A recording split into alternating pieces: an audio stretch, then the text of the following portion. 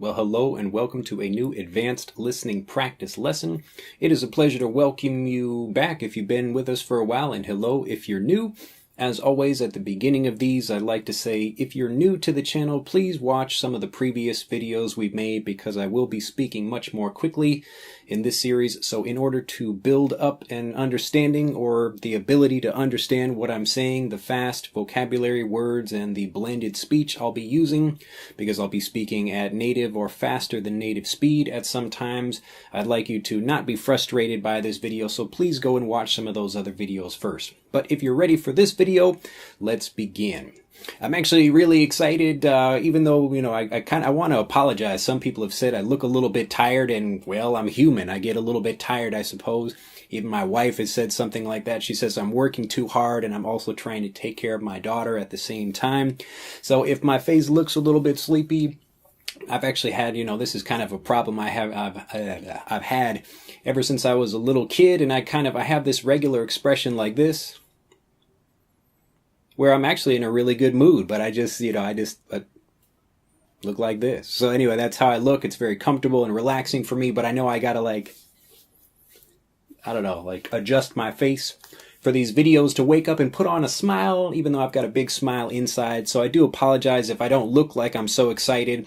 It's because I'm actually quite tired because I've got, again, the baby. I'm dealing with Aria and trying to help take care of her, but also all of the really cool things we're working on. So I'm not actually sleeping as much as I'd like to be because I'm really so excited to be working on all these projects. We've got the new app coming out soon, and we're redoing our website. We're also about to release a whole bunch of guides, and I wanted to talk about one of the guides that we're going to be releasing in this video. So anyway, what I'll be talking about today is how to learn 10,000 words in English. And not only just learning a whole bunch of words, but how to use them without thinking so you can actually speak automatically and not have to take time like, I want to say this and how do I do that? So that's what I'd like to be talking about today. Anyway, so it's actually quite a big and a fairly advanced topic because we're talking about the mind and psychology, and this isn't about like, hey, how can we have a flashcard try to teach us in a certain way, and we're going to use a program, and it's like a really high-tech thing. So I'm not really a flashcard guy. That's not how I learned Japanese, and when I did try to learn that way, I couldn't remember much. So what I'd like to talk about today is actually a different way of learning a lot of vocabulary, and I won't talk about the whole thing. I'll be going into a lot more detail in the guide that's called Learn 10,000 Words that's coming out soon. It's going to be a free guide, and I'm really excited to release it. But anyway, because it's kind of a longer thing, I don't want to talk about the whole thing and all the different parts of it in this video, but I'd really just like to talk about the core idea of this and how to learn vocabulary. So if you've been paying attention, watching the latest couple of advanced listening practice videos I've been releasing, I talk a lot about the mind. I actually talk about a lot about like the mind and psychology in general. And I think it's such an important thing because when I first started learning Japanese, it was the traditional approach I was trying to use, and none of it worked. And after I thought about it for a while, I had studied, philosophy and psychology back in college, and there's a kind of a weird thing that happens in your mind. You're kind of learning it one way, the traditional way, and as you're learning, it doesn't seem like it's actually working the way it should work. It's like, well, I'm trying to learn a language, but it doesn't actually work this way. It seems like it's going against the way my mind would like me to work. And I talk to students about this all the time. Your mind is different from a computer. You are not good at taking a list of words and trying to remember them. I can't even remember what I had for lunch yesterday. Can you remember what you had for dinner 3 nights ago, or even what movie you saw or something like that? Maybe that's just because I'm getting old, but in general, it's because the human mind is just not that designed. It's not a computer. And so we have to take that into account. So when this is actually a really great phrase, to take something into account. It just means to think about something and to use that information when we're trying to make a decision about something. So if I have to if I'm thinking about going on a picnic, I have to take the weather into account. It just means I have to think about the weather, or I have to consider the weather. Anyway, when you're thinking about learning a language, because it's such a mental process, I mean, that's really what it is. You're actually using your mind to, direct how you're going to move your physical body, how you're moving your mouth and your body and your hands and everything else. So you're developing muscle memory in the same way that you're learning an instrument or learning to play a sport, like a certain movement like dunking a basketball or kicking a soccer ball. But it all begins with the mind. And if you learn how to use the mind properly, then you're much more likely to remember all the things you want to remember, but you got to do it in the right way. Now, the reason I brought up before in this video earlier about the previous advanced listening practice lessons is because I've been talking recently about the mind and, thinking about things in the right way as you're learning.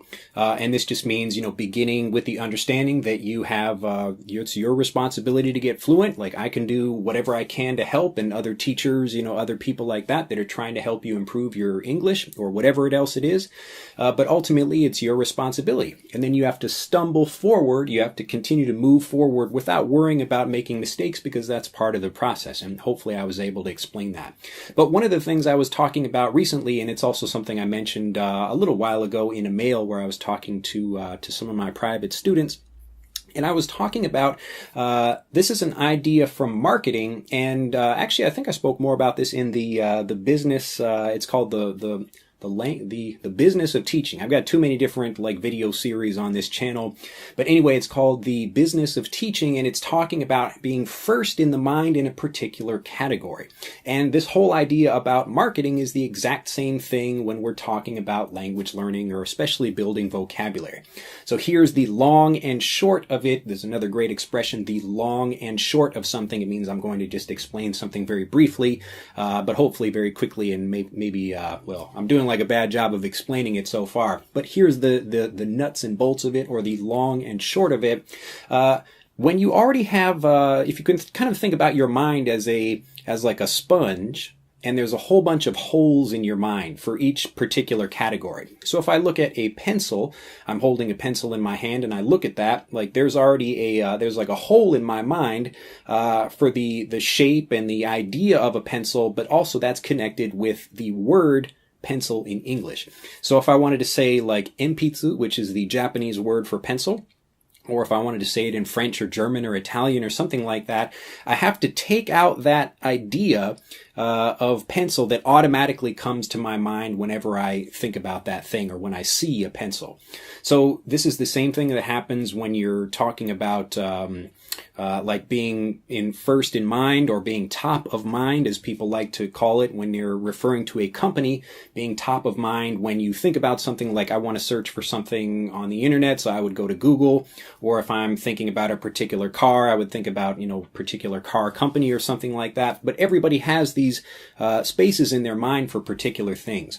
Now, what's tricky about language learning is that because you've spent most of your life learning vocabulary in your particular language, you've already filled all the holes with all the vocabulary that you're trying to learn for many of the new things you're learning, but also the older things. So I mean, when you're learning a new language, you have to learn the word for paper again, or the word for pencil, or the word for pen, or mailbox, or other little things like that.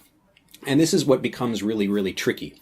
And there's actually some great ways to get around this, but what I'd like you to do is the same thing that I recommend other companies do in the business world, and this is what I talked about in that business of teaching video, is you don't want to try to become first in mind in the same category that's already taken up by something else. So what you have to do is go around that category, if that makes sense, by kind of tricking your mind into creating a new category for that thing and kind of working around to that idea. So hopefully this makes sense to you, but the basic idea is that when you're learning something new, if there's already something in that space, it's like trying to park a car in a garage and there's already a car in the garage. So it's going to be impossible to try to put that car in there. So what you have to do is build a second garage in a way in your mind such that you can park your car in that one, and then it's much easier to remember things. So the reason you're able to speak and communicate without thinking in your native language is because you've got that car that's already right there. You don't have to do anything special to it.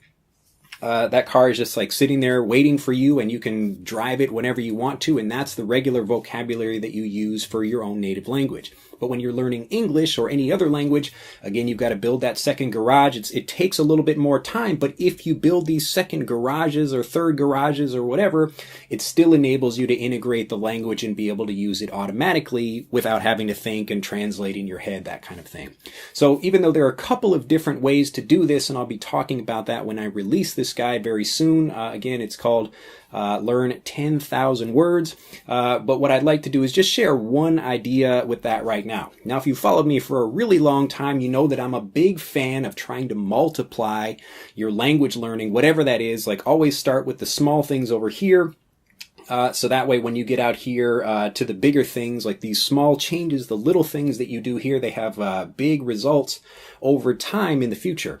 And a big part of this is language learning for vocabulary building. So specifically learning different words that you want to learn for words. I'm like talking, I'm not making any sense right now, but basically to build vocabulary words, instead of trying to memorize a whole bunch of words, what you really want to do, number one, because of this garage problem, you don't want to just try to learn like the new word for paper and the new word for all these other things. It's going to be a little bit trickier to do that, again, because these spaces have already been taken up in your mind, and your mind is really, really strong for building memory. It's like a magnet that like really pulls together, but as soon as you try to unstick that, it's almost impossible. So you have to just you have to work with the mind. You have to work with your mind if you want it to remember things.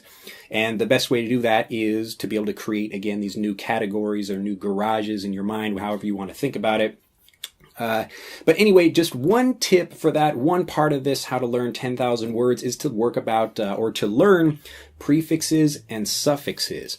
Now, as a regular word, again, we've got this garage here for a particular word, like bicycle. Now, I'm going to learn the Japanese word for bicycle, which is jitensha. And the Japanese word for bicycle, actually, if I try to learn it like, okay, I look at a bicycle and just automatically, because I've seen this for, many, many years that I've been alive, when I look at a bicycle, I see the word and I hear the word bicycle in my mind. So I look at a bicycle, even in Japan, I look at a bicycle and I think, I'm going to look at this at like, all right, it's a bicycle. I can't really think of the word jitensha in my mind unless I think about it in a different way. Now, Japanese, the kind of idea of a prefix or a suffix, and these are little parts of words, like the word bicycle, we've got bi, meaning two, and cycle, meaning circle. So a bicycle is two circles. Now, when you begin building words like this, you can actually take this, not only are you making it easier for your mind to remember something by kind of taking the pieces of the word and literally building them in your mind, because there probably aren't spaces or these garages that are already filled in your mind for things like buy and try and cycle and other things like that are pieces of words. So if you can't go into the garage for the actual word like bicycle, you can create a separate garage for something like buy and something like cycle, which is a little bit, it's kind of a tricky idea, but really you're trying to take the way your mind naturally works, but you have to work around that idea such that you can remember this thing. So anyway, in the case of jitensha, it means like a self-powered or a self-moving machine or a self-moving car or something like that, a self-moving vehicle. So when you're thinking about like, I'm moving the vehicle, I'm getting the idea of, like a self-moving vehicle, jitensha. Because when you're looking at prefixes and suffixes, again, the pieces of words like buy and cycle, you're trying to get a deeper understanding of how the language works. So you don't want to go for the top understanding, but because your mind, again, it's already looking at those words and it's already filled those spaces in your mind. So you got to go deeper, or again, there's other ways I'll explain to get around this problem in this new guide that I'll be releasing soon. But the whole point here is to try to get around this garage that's already there. So you've got to take the time to build a separate garage or try to create a new category in your mind such that you can remember these things. So when you're thinking about this, I just wanted to leave you with one idea for this video today. I want you to really think about prefixes and suffixes because, again, not only is it a better way to remember these things, and you're actually understanding the way the language works in the same way that I'm understanding the pieces of Japanese to really understand words. So I'm not just writing a flashcard like bicycle and then jitensha, because there's no connection there. It doesn't make any sense. And again, my categories are already filled up in my mind for those things. But if I look back and like, oh, okay, like the actual Chinese character that's written in Japanese is like self-moving vehicle. then I should be able to think like, okay, how can I do something like that? Or how can I take an idea like that and make it easier for myself to remember, to create a new category in that way.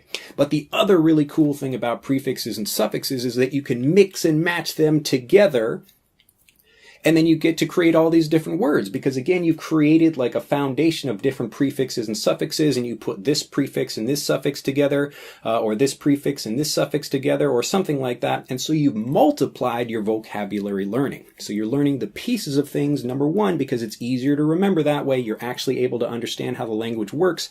And number two, it multiplies your language learning ability. So prefixes and suffixes, again, it's such an important thing to learn for that reason. And I'd like to leave you with that in this video. So try to think about that. And again, like, I bet you could go out today and find, a couple of words that you already know, and try to think about what that word actually means. Like, not the definition of it, but where the word came from, what the word actually means. And prefixes and suffixes are a really good part of that. So I'll just leave you with like a couple of them right now. So as an example, we've got like bicycle. Now, if we've got one wheel, what do you think that would be? If you don't know what the word for that is, and this is one of those things like when you're in a situation and you're trying to talk about something, but you're like, I don't know the word for that thing. If you're a native speaker and you don't know the word for a particular thing, you try to make it up using the same kind of idea of prefixes and suffixes. And this is why I get so excited about this, because this is what teaches you to think natively and fluently. So instead of thinking like, what's the correct thing, try to think like a native speaker and try to create that word in your mind. So if you don't know what in Japanese, like a bicycle, but it's only got one wheel and the little seat you sit on, that is an ichirinsha. So this is a one-wheel little like car, one-wheel vehicle, something like that. So it makes perfect sense when you're, instead of trying to translate it like ichirinsha, I'm trying to remember what it is. It's much easier if you actually try to understand what the word means. So breaking that word down into various pieces. So the word for this in English is unicycle. So instead of a bicycle, and the pronunciation kind of changes, but you understand where I'm going with this. The one cycle or one circle thing is a unicycle. So that's where we get uni, and you understand, wow, okay, so if bicycle means two, then unicycle means one, then now we can take the idea of uni and use that for lots of other things. And again, this is that multiplication of vocabulary, and this is why I want you to get very excited about this as well. So we've got unicycle, university, universe, like all these things like unity coming together. We're just taking bits and pieces of words. Hopefully I'm not going too quickly for you, just because I get excited about this, but it's a really important thing, and you'll get much more excited about your language learning because you'll see how quickly you're starting to, number one, understand the language from a language learner's, I guess a native language learner's perspective as opposed to a non-native speaker's perspective, because you're understanding the language itself and not trying to translate it anymore.